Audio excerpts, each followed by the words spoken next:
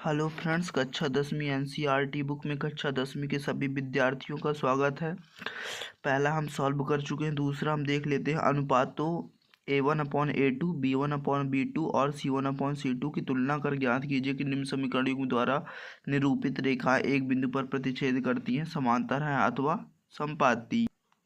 पहला क्वेश्चन है हमारा 5x - 4y + 8 = 0, 7x + 6y - 9 = 0। इसको सॉल्व कर लेते हैं, देख लेते हैं इसका सॉल्यूशन।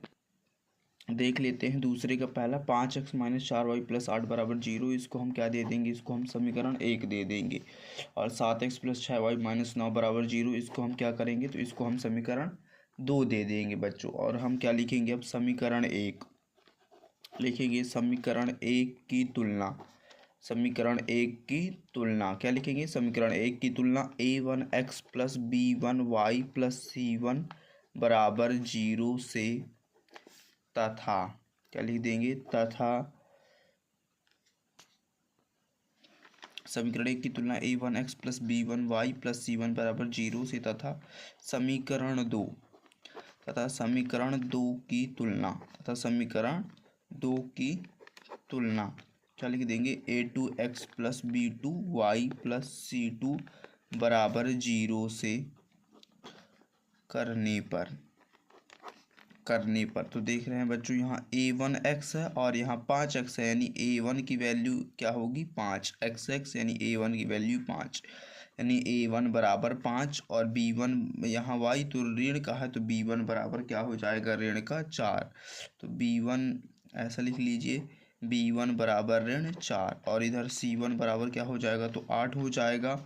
और A2 बराबर क्या हो जाएगा, तो A2 7 हो जाएगा। और यहाँ B2 बराबर क्या होगा, तो 6 और C2 बराबर क्या हो जाएगा, ऋण 9। और यहाँ क्या था बच्चों, हमारा A1/A2 था। A1/A2 बराबर यानी 5/7 और यहाँ B1/B2 बराबर ऋण 4/6 और यहाँ C1/C2 बराबर 8/9। इसको काट लेते हैं, 2 दूनी 4, 2 तिहाई 6। देख पा रहे हैं आप, ये जो 5/7 है, यहाँ 2/3 है, ये बराबर नहीं है, यानी A1/A2 ≠ B1/B2। पिछली वीडियो में हमने शर्त पढ़ी थी, यदि A1/A2 ≠ B1/B2 हो तो क्या होगा, तो समीकरण युग्म का अद्वितीय हल होगा। तो यहाँ लिख देंगे समीकरण युग्म का अद्वितीय हल होगा। समीकरण युग्म का क्या होगा, तो समीकरण युग्म का अद्वितीय हल होगा। समीकरण युग्म का अद्वितीय हल होगा।